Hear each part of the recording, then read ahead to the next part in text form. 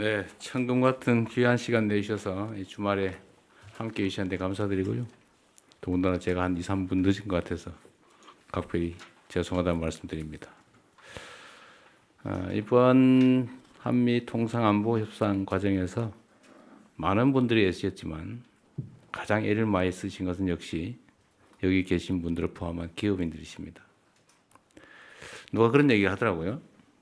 지금까지 정부와 기업이 이렇게 합이 잘 맞아가지고 공동 대응을 한 사례가 없었던 것 같다.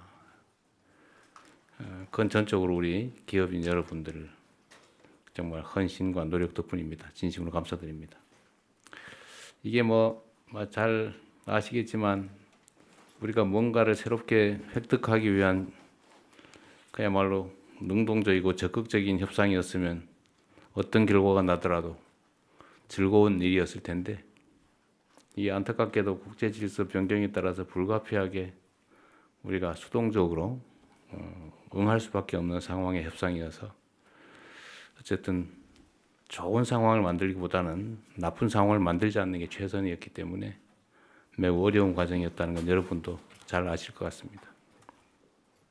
그럼에도 불구하고 어쨌든 남들이 예상하지 못한 성과라면 성과, 방어를 아주 잘 해낸 것 같습니다.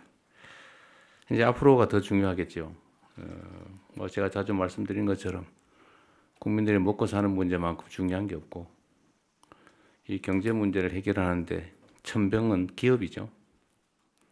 기업들이 자유롭게 창의적으로 힘있게 전 세계를 상대로 활동할 수 있도록 만드는 게 정부의 중요 역할이기 때문에 그 점에 대해서는 최소한 이 정부에서는 부족함이 없도록 최선을 다할 생각입니다.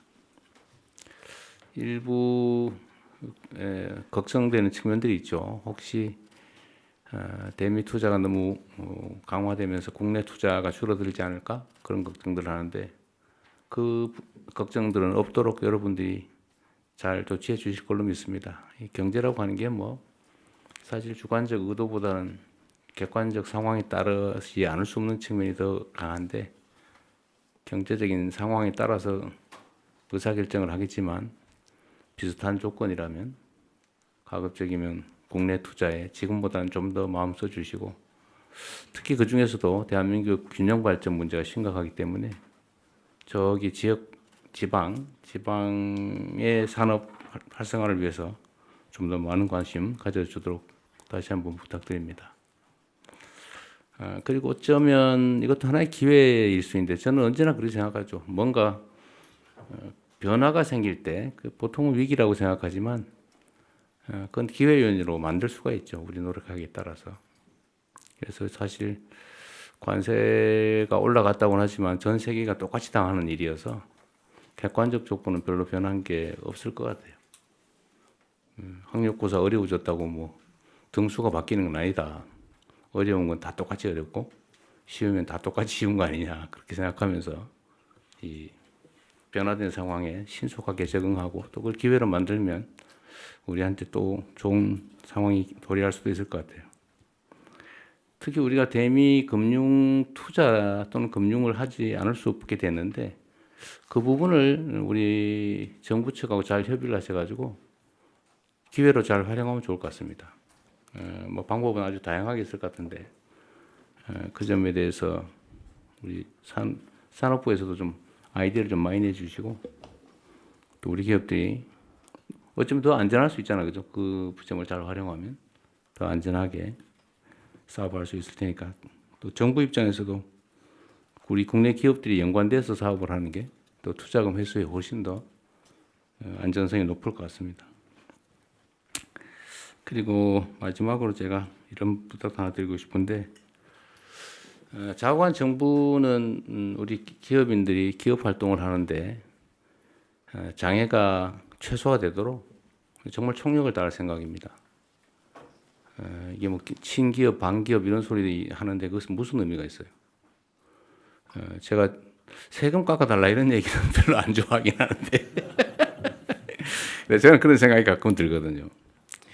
세금을 깎아가면서 사업을 해야 될 정도면 사실 국제 경쟁력에 문제가 있다. 물론 기본적으로 그게 바람직하긴 하지만 그러나 국내 재정 수요도 감당을 해야 되고, 그래서 그런 것보다는 여러분께서 정말 필요한, 예를 들면 제일 큰 게 규제 같아요. 예를 들면 규제 완화 또는 해제, 철폐 중에서 가능한 거가 어떤 게 있을지를 실질적으로 좀 구체적으로 지적해 주시면 제가 신속하게 정리해 나갈 겁니다.